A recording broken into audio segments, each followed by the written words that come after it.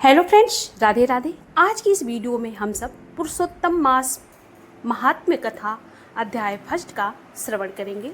आप चाहे तो इसे पढ़ भी सकते हैं। तो आइए हम सब श्रवण करते हैं पुरुषोत्तम मास महात्म्य कथा अध्याय फर्स्ट का।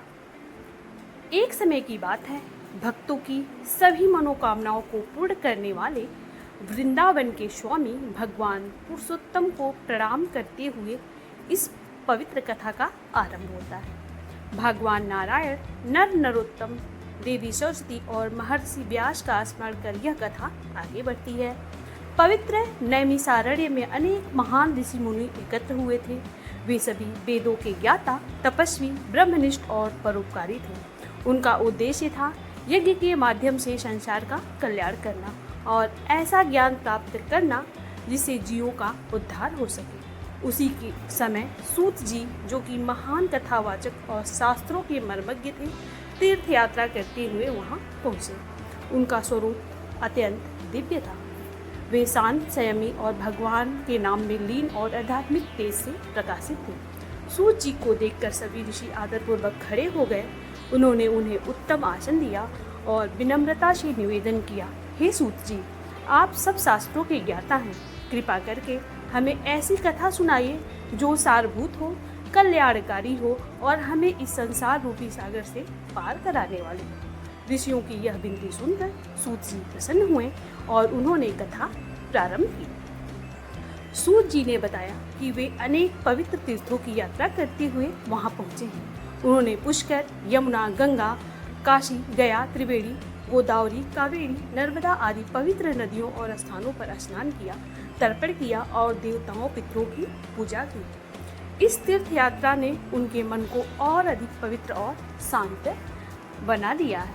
यात्रा करते करते वे हस्तिनापुर पहुंचे, जहां उन्होंने सुना कि राजा परीक्षित ने अपना राज्य त्याग दिया है और गंगा तट पर तपस्या कर रहे हैं। यह सुनकर सूत जी भी वहां पहुंचे। गंगा के किनारे का दृश्य अत्यंत अद्भुत था। अनेक सिद्ध योगी और ऋषि वहां एकत्र थे, जो विभिन्न प्रकार की कठोर तपस्याएं कर रहे थे। कोई उपवास कर रहा था, कोई केवल वायु पर निर्भर था, तो कोई फलाहार कर जीवन यापन कर रहा था। उसी समय वहां एक महान दिव्य घटना घटी।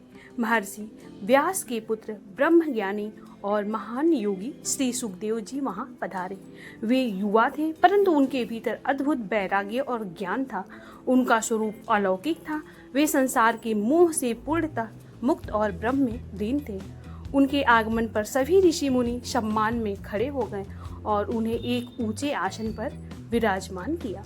सुखदेव जी उस सभा में ऐसे शोभित हो रहे थे जैसे आकाश में चंद्रमा तारों से घिरा हुआ चमकता है।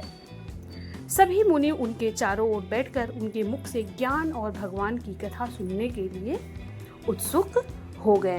तो यह थी पुरुषोत्तम मास अध्याय प्रथम की कथा। मिलते हैं आपसे हम अगले अध्याय में।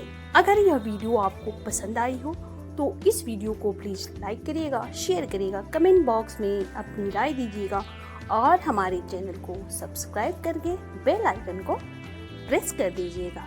यह कथा आप इस वीडियो में सुन भी सकते हैं और इसको आप पढ़ भी सकते हैं। राधे राधे। ओम नमो भगवते वासुदेवाय। ओम नमो नारायणाय।